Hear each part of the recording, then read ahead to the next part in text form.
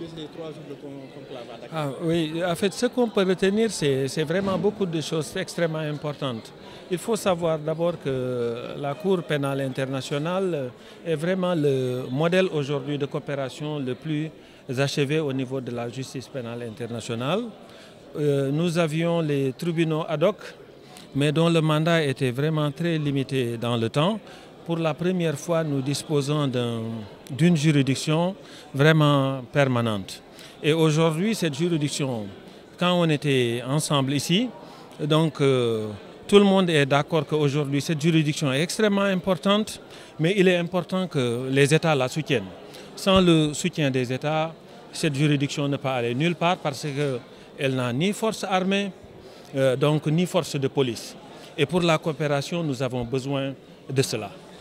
Et donc ici, les États réunis, je crois qu'on avait au moins 13 ministres venus de toute la CEDEAO, donc qui ont tous affirmé cette nécessité de vouloir vraiment assister cette Cour pénale internationale donc, pour qu'elle puisse délivrer sa mission. Donc ça vraiment, c'était en fait un hommage à rendre aussi au gouvernement sénégalais qui a permis vraiment cette réunion en réunissant tous ces ministres, tous ces chefs ou ces directions des ministères qui tous ensemble sont venus ici pour affirmer cette nécessité de soutenir la Cour dans cette mission qui est essentielle. Cette mission, c'est quoi? C'est aujourd'hui, en fait, de lutter contre les crimes de droit international. Vous voyez un tout petit peu ce qui s'est passé un tout petit peu en Afrique quand vraiment il y a eu des crimes de masse. Et donc, ces pays, en fait, maintenant, qui réclament justice, dans beaucoup de cas, c'est la Cour qui peut leur donner cette justice. Et donc, en ayant maintenant le soutien de tous ces pays, donc je crois qu'on va sortir de cette réunion de Dakar regaillardi. Il y a 4 ou 5 ans, en 2017, il y avait eu beaucoup d'incompréhension entre beaucoup de pays africains et la Cour. Et aujourd'hui, cette période, on est très loin de cette période, comme vous le voyez. Tout à l'heure, vous avez entendu le ministre centrafricain lire cette déclaration qu'on appelle la déclaration de Dakar. Cette déclaration dans laquelle eux tous, c'est-à-dire qu'en une seule voix, ils indiquent tous vraiment qu'il y a un soutien sans faille à la mission de la Cour. Donc que tous réitèrent encore une fois leur volonté très ferme de coopérer pour faire de la mission de la Cour un succès. Justement, vous avez parlé de la coopération. Un Sénégalais qui est le chef de la coopération internationale. Quel est son rôle effectivement dans l'architecture, en tout cas, pour faciliter le travail avec les États membres, les États parties?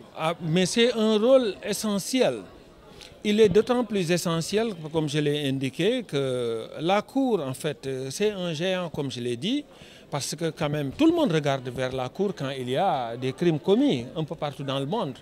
Mais cette Cour, n'ayant ni forces armées, ni forces de police, a besoin d'être présente dans les pays pour entendre les témoins, pour faire arrêter les gens.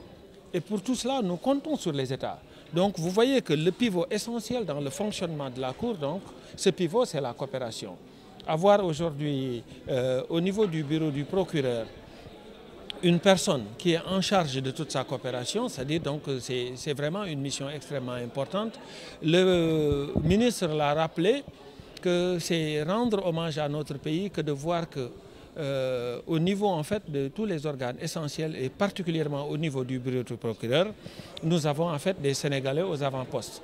Le procureur Khan, à qui aussi il faut rendre hommage par rapport à cette nouvelle vision qu'il a tracée pour la Cour, pour se rapprocher davantage de l'Afrique, dispose d'un conseiller spécial qui est sénégalais.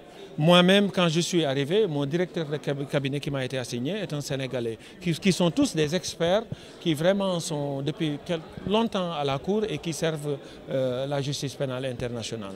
Je voudrais aussi en profiter surtout pour remercier les autorités sénégalaises pour l'organisation de cette cérémonie.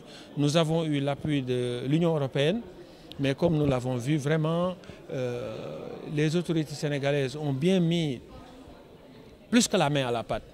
Il y a en fait une contribution majeure qui a été la leur à tous égards Et c'est cette contribution qui a permis un tout petit peu en fait, le succès éclatant que l'on a vu pour cette coopération. Vous avez suivi les points focaux des régions de différents pays. Oui. Vous êtes satisfait de ce qui est en train d'être fait sur le terrain? Ouais, bien sûr, vous voyez dans mon mode clôture, comme je l'ai dit, j'ai dit qu'au niveau de la coopération, en utilisant une image, j'ai dit il faut avec optimisme regarder le verre à moitié plein. C'était un message d'optimisme. Bon, bien entendu, il y a encore beaucoup de choses à faire, mais c'est toujours une œuvre perfectible. Vous voyez, la Cour a encore des mandats d'arrêt qui n'ont pas été exécutés. La Cour a besoin d'avoir une présence dans certains pays où cette présence, par exemple, pour l'accès à certains témoins, où ça peut parfois être difficile.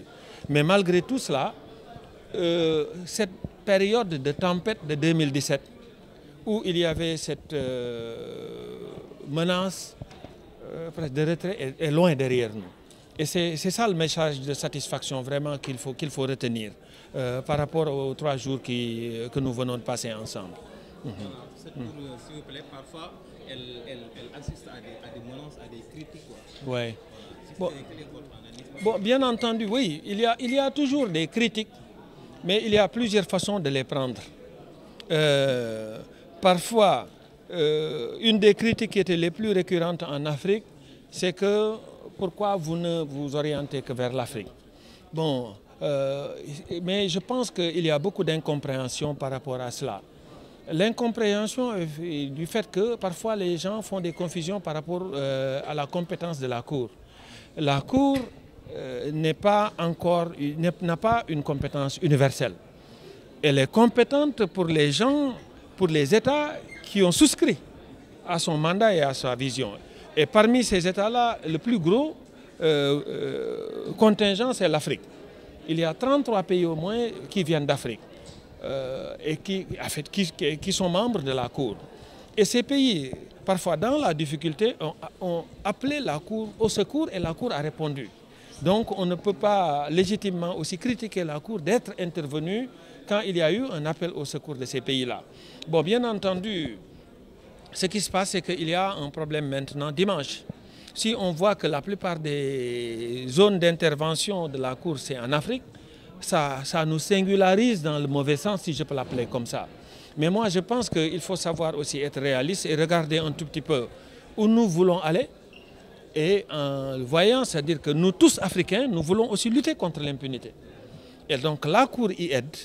Et je crois que même par rapport à cette critique, quand les gens voient que maintenant la Cour est un tout petit peu partout, elle a ouvert aussi des dossiers un tout petit peu partout, on a presque eu la critique inverse. Il y en a certains qui disent, oui, mais avec tous ces moyens que vous déployez vers l'Ukraine, etc., etc. Donc cela veut dire que, bon, je pense que moi, ce que je retiens de cette critique, c'est une critique bienveillante. C'est la critique de celui qui s'approprie un instrument. Quand on s'approprie un instrument, on n'en a jamais assez. Donc, si on prend comme cela la critique, on peut toujours essayer effectivement d'améliorer les choses. Merci beaucoup. Je vous en prie. Merci.